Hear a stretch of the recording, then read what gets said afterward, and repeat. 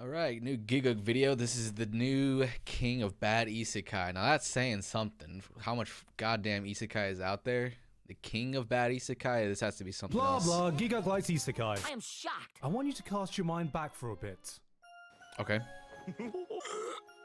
No, wait, too far. It's summer holiday in 8th grade, and you've just discovered anime. Mirai Nikki is close to peak. Akame ga Kill was the most tragic thing you'd ever seen. Oh, that series, man. That Kirito series gets is the too second fucked sword up. and shouts Especially out, the manga. Was the goddamn coolest thing you'd ever seen? Because of course it was. You was were pretty 13. sick, yeah. Everything was cool. You didn't care about character development. You didn't think about story structure. You heard a quote like, "I'm a gamer. Not because I don't have a life, but because..." Sorry. But because I choose to have many. And you thought to yourself, damn. Oh, God. That's deep, yeah. I'm a gamer. Were you cringe? Hell yeah, you were, but you know what? You enjoyed yourself, and that's what's important, even if you can look back and think, God, what was I thinking? But what happens when you find a show that stops trying to run away from that cringe? It embraces the cringe, distills the cringe, knuckles down and envelops you in the edge-fest, high-intensity, full-blown world of cringe you thought you'd grown past and refuses to apologize about it. I need more power. You get the Eminence in Shadow. Anime has been absolutely killing it lately. 2022 was not only full of surprises, but shows that push the boundary of anime. Modern classics that stamps their mark on the scene and will stick with us for years to come. Eminence in Shadow? It's not one of those shows. This is every 14-year-old teenage angsty fantasy turned up to 11. Okay. It's edgy. It's horny. It might well just be the new king of trashy isekai, and it's by far the most goddamn fun I've had in the genre for years. ReZero, Slime, Mushoku Tensei, all brilliant shows we've gotten in the past All few pretty years good, that yeah. absorb you into that intricate world and have shown us how truly great isekai can be. If Yeah. these three shows are the 3-star Michelin meals of isekai, this is Eminence in Shadow. And this is me. Like a dollar menu. But how did Eminence in Shadow get me to embrace the cringe? Gigguk, do you fantasize about getting hit by a truck? Is this another case of me having isekai brain rot? No, okay, I haven't forgotten what good anime is. I still remember my best of 2022 anime. Is Arcane in it? Wait. Wait. I'll look at that again. Good anime is. Okay. Okay. I still remember my best of 2022 anime list. I still remember Chainsaw Man. Speaking of which, Chainsaw Man itself is having a collaboration with today's sponsor, Nikkei. Cool. That's right, this video is sponsored by Nikkei, and we're working with them this month to let you all know Is it about a the gacha hottest game? crossover Oh, this this year, game. as Is this Nikkei the and one? Is this the like gun girls game where they're like you just looking at their ass the whole Chainsaw time? Man are working together for the first time. That's right, Chainsaw Man's most popular female characters are joining the Nikkei roster. Nikkei is an immersive sci-fi RPG featuring casual arcade shooter gameplay, and you can now recruit Power, Himeno, and most importantly, Makima to join your ultimate gun-wielding waifu team. The girls in Tokyo Division 4 have been seen in Nikkei's world through the Gatekeeper's dreams, which is very fitting, as Makima has crept into my dreams more than just a few times these last few months. Nikkei has given Makima, Power, and Himeno their own newly designed unique weapons that are different from the anime itself. Not only that, but during battle you'll be able to witness their elaborate skill cuts closely duplicated from Chainsaw Man, to a level never before seen in the game prior to this collaboration. That's not all though, as Nikkei itself... So like, what, they're like little special abilities? Powers is like her blood hammer, hers is Chainsaw Man, using ghosts, never before seen in the game and then prior to Makima's this is just what, smile? That's not all though, as Nikkei itself now has a PC version available, so you can play on a larger screen for more immersive gameplay, as well as new adapted controls for a more traditional mouse and keyboard shooting experience. Of course, there's cross-platform support between PC and mobile for access to convenient idle gameplay, freeing up your phone to scroll through pictures of Makima while you play Nikkei. So, what are you waiting for? Head to the link in the description to download the game today to experience the Nikkei and Chainsaw Man collaboration in all its glory. Thank you to Nikkei for sponsoring me today, and back to the video. I know what you're thinking, but look, it's been one whole year since my last Isekai video on this channel, and the tax has to be paid. White girls have true crime, Gigguk has bullshit Isekai. But contrary to popular belief, I don't just blindly recommend every trashy Isekai that airs every season. Right. Before you go, yo, that's cap. This is my face when I'm saying it. Look at this serious face. Do you see how deathly serious I am taking this? I would never mislead you on something like this. This is a show that won't go down as a classic. There's a whole lot of cap. It doesn't have a lot in common with the isekai greats like Mushoku Tensei. Eminence in Shadow is edgy, self-serving. You see what happens in it and it's like... Well, see, Mushoku Tensei is more like... The plot goes like this. Sid Kagano is a man obsessed with... Unfortunately, he gets hit by a truck and dies. Truck, Reborn in no. the fantasy world, he continues his pursuit of power. An secret organization, Shadow And so Garden, begins the becomes story. the only organization completely unaware that she's the alien. I give up. The biggest Okay. issue I've had when trying to talk about the show to anyone Is is it that convoluted? as soon as I open my mouth to explain anything that happens, I instantly lose anyone listening because everything that comes out of my mouth sounds fucking stupid. 'Cause Okay. it is fucking stupid. The main point of this show is that Sid makes up the most dumb, convoluted, fanfiction.net, Tumblr-ass plot developments he can think up on the spot, and it turns out to be true. The man has no investment in the people around him and what's going on. He's just role-playing his perfect isekai power fantasy story, and everyone in the world is forced to dance to his tune. On one side, he's Shadow, incarnation of vengeance, entity of the night, Sick. slayer of pussy. Wow. The man fucks without losing his virginity because he never loses. Shadow is a man who based their entire personality over listening to My Chemical Romance once. This is Yeah. what people who shopped at Hot Topics saw in their mind's eye. Shadow is the type of guy who would say, You know why they call it the Dead Sea? why? Because I killed it. Damn, that hit hard. But on the flip side, he's plain old Sid Kageno, a guy devoted to being an invisible background character who won't stand out, won't attract attention, chasing his dream to be the ultimate. It was just some kind of real-life self-insert NPC, fantasy kind of which, Hey guys, I'm in New series, York huh? City just hanging out. honestly, isn't that hard to do nowadays? The thing is, he will refuse to break character no matter what, and I really mean no matter what. His sister gets kidnapped and tortured. His school is the target of a terrorist attack. There are classmates getting murdered around him left and right, and the first thing that goes through his mind is, alright boys, it's NPC time. How can I give myself the most pathetic death possible? As Shadow, he will literally commit to robbing a grand piano only to transport it to an underground cave so he can ominously play it with the lights beaming down for the ultimate edgelord look.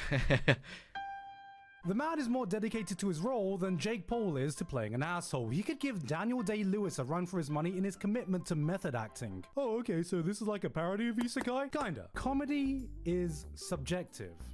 Is a phrase people use when they're about to say they don't find something funny. Eminence in Shadow has some decent jokes here and there, though it can be hit or miss. Sometimes it'll do this thing where it will spell out this overused trope and pass it off as a joke, which is something I've always despised, but sometimes it can play around with our expectations in amusing ways. We've all watched that scene where the main character accidentally goes in the hot spring, sees the girl, she goes, "Yeah, hentai!" Gets angry, blah blah blah. Alright, here's what happens with Sid. Dude, Barges into Nisekoi, hot man. spring. It's the girl's hot spring. Doesn't acknowledge the girl. Damn. Flexes his pee-pee. Refuses to elaborate further. Leaves.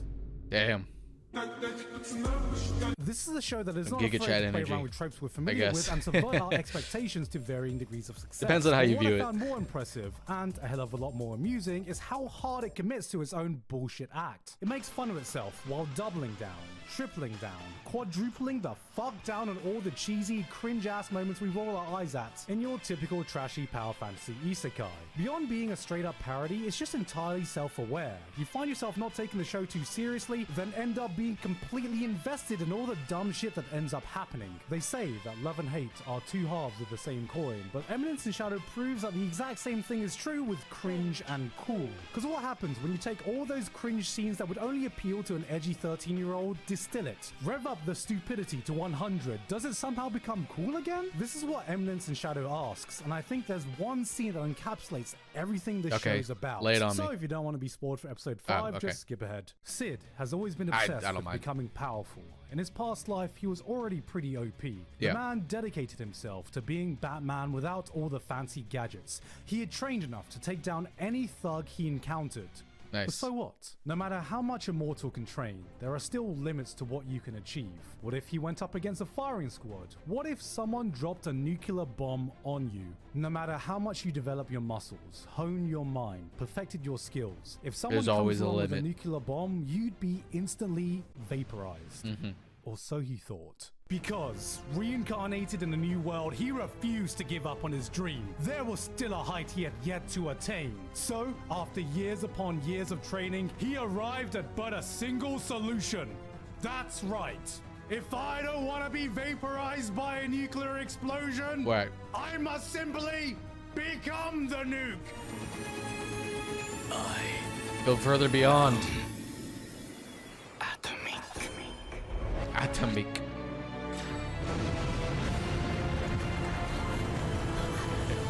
Damn, dude.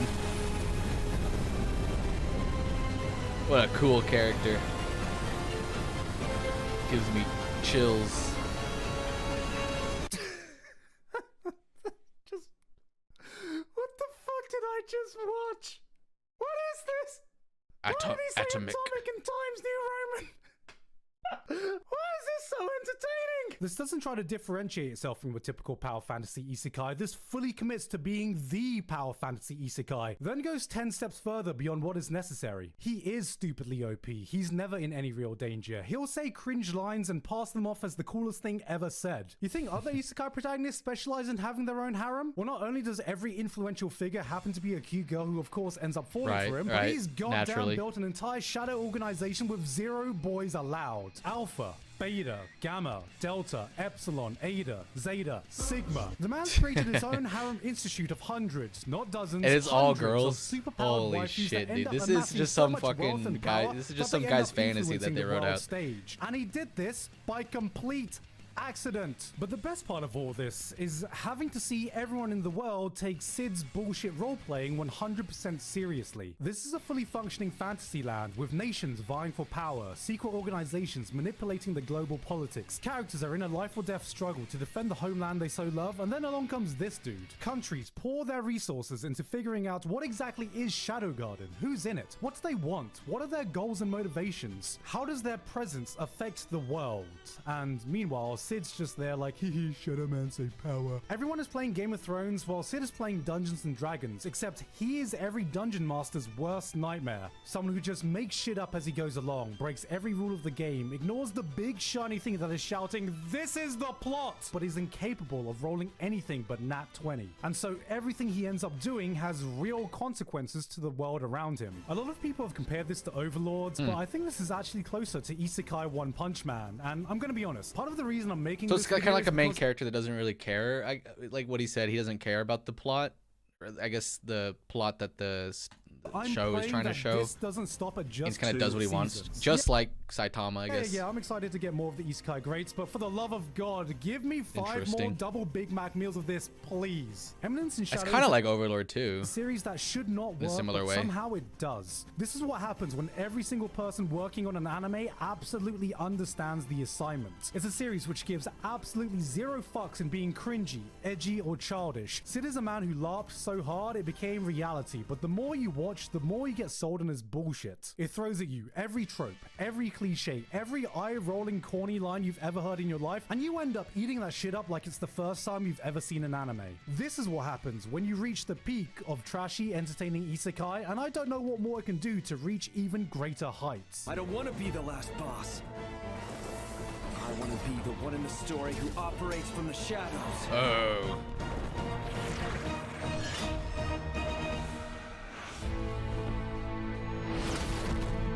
The Damn. eminence in shadow. He's just like me, for Okay, real, now for it's real. Perfect. Hey guys. Damn. Sid kind of goes the definition of character to say, who needs plot armor here? I am the plot and you need the armor. I am atomic scene gave me goosebumps while laughing way too hard. Yeah, it seems like a show that's just kind of cheesy. Well, not really cheesy, but it's just kind of stupid, basic fun, you know. I might check it out. Might add that to my list. Thanks, Gigguk.